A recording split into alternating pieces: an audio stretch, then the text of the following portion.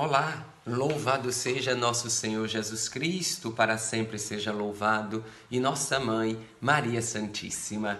Meus queridos amiguinhos, amiguinhas, queridos irmãos e irmãs da catequese, da pastoral bíblico catequética. Nós estamos vivendo esse mês agosto, mês vocacional, mês em que com maior intensidade nós nos dedicamos a rezar, refletir e incentivar as vocações, o chamado de Deus para a felicidade do ser humano. E alguns meninos e meninas aqui da catequese, da comunidade sede, da comunidade matriz, me enviaram no trabalho que eles estão fazendo na catequese algumas perguntas sobre vocação, sobre este mês.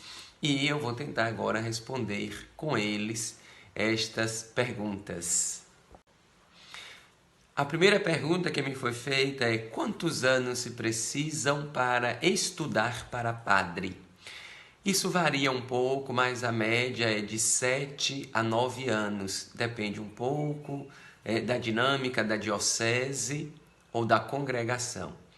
Eu estudei 8 anos, estudei 8 anos e um pouquinho para ser padre. Comecei os meus estudos, depois do acompanhamento aqui em nossa diocese, eu fui para Vitória da Conquista, morei 1 ano lá, fazendo o propedêutico. Depois do Armando chegou no mesmo ano que eu fui para o seminário, do Armando chegou para ser o nosso bispo. Aí no final deste ano, 2004, ele decidiu com o conselho que nós iríamos fazer filosofia e teologia em Ilhéus. Então, em 2005, eu fui morar em Ilhéus, onde eu estudei a faculdade de filosofia e de teologia. No final de 2011, eu concluí os estudos e voltei para cá. Uma outra questão que nos foi feita é uma citação bíblica lá do Antigo Testamento que diz que no Gênesis Deus disse: crescei e multiplicai, né? Ou seja, falando sobre a união do homem e da mulher. Se na Bíblia se diz isso, por que o padre não pode fazer isso, não é? Por que o padre não pode se casar, não pode ter filhos? O crescer e multiplicar do padre acontece sim, mas de uma maneira espiritual. O padre não gera na carne os seus filhos, mas é o padre quem faz acontecer de maneira espiritual, pela fé, o crescer e multiplicar da igreja, porque a igreja ela cresce e se multiplica a partir dos santos sacramentos, e só o padre é que faz isso pelo sacramento da Eucaristia. Todas as vezes que o padre celebra a Eucaristia, ele está alimentando, fortalecendo a igreja para que ela cresça saudável e se multiplique na santidade. Então, o padre, o nome já está dizendo, padre significa pai. Então, assim como um pai de família, e o pai com a mãe, o esposo e a esposa se unem numa relação amorosa e geram os seus filhos e fazem a família crescer e multiplicar, assim também é o padre para a igreja, que gera os filhos na igreja e faz com que essa igreja cresça e se multiplique. Também nos foi questionado se o mês vocacional ele é dividido em 4 vocações, mas ele tem 5 semanas. Por que isso? Na verdade, não é uma obrigatoriedade, isso é uma dinâmica pedagógica da nossa igreja aqui no Brasil, para a gente poder refletir. Claro, a igreja fala sobre a vocação sacerdotal, sobre a vocação da paternidade e da família, sobre a vocação laical e dos catequistas, mas não existem apenas estas vocações. Essas daqui são, poderemos dizer, grandes vocações que geram outras vocações. Mas muitas são as vocações porque muitos são serviços que Deus confiou e chama para a igreja e na sociedade. Então não quer dizer que a gente só tenha estas vocações que mais são faladas durante esse mês de agosto.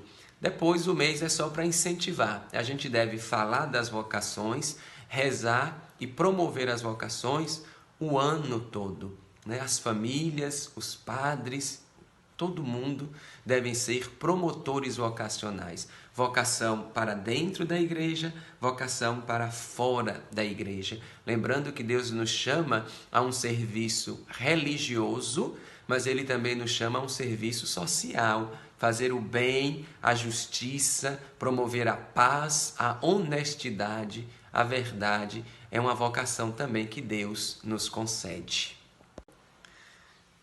Uma outra questão que me foi feita é quando eu percebi, com quantos anos eu percebi que eu tinha vocação para ser padre.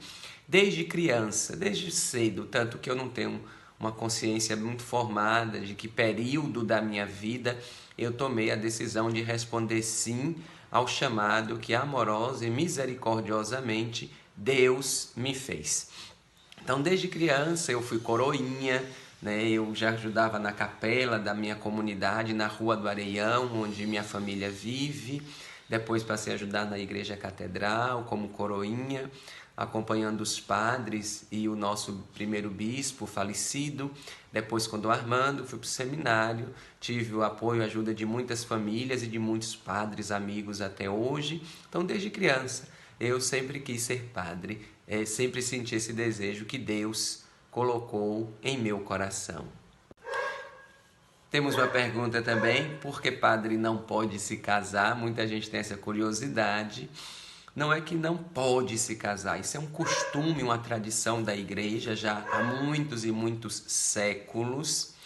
E a igreja encontra o embasamento, e nós também que aderimos a esta vida de celibatários, na própria palavra de Deus. Primeiro exemplo é o próprio Jesus. Ele não se casou. Nosso Senhor Jesus Cristo teve uma vida aqui neste mundo completamente dedicada ao reino de Deus, ao anúncio e propagação do reino de Deus. Depois, o próprio Jesus cita, uma expressão da Escritura Sagrada e ele nos convida a segui-lo quando ele diz: quem quiser me seguir, renuncie a si mesmo, tome a sua cruz e siga-me. Este texto do Santo Evangelho nos faz então lembrar que a nossa vida deve ser completa e totalmente entregue a Jesus. Então, o casamento, nós devemos dedicá-lo, Quem se casa se dedica ao esposo e à esposa, O marido vive para a mulher vive para o marido e depois os dois vivem para os filhos que chegarão. Assim, o padre vive completamente para Deus e sua igreja. Portanto, queridos amigos, essas são algumas questões que me foram feitas, eu fico muito feliz em responder. Quero parabenizar também todos os nossos catequistas por estarem dando continuidade a esse trabalho de formação e evangelização aqui em nossa paróquia, nesse período de pandemia. Que Deus abençoe a todos vocês, em nome do Pai, e do Filho, e do Espírito Santo. Amém.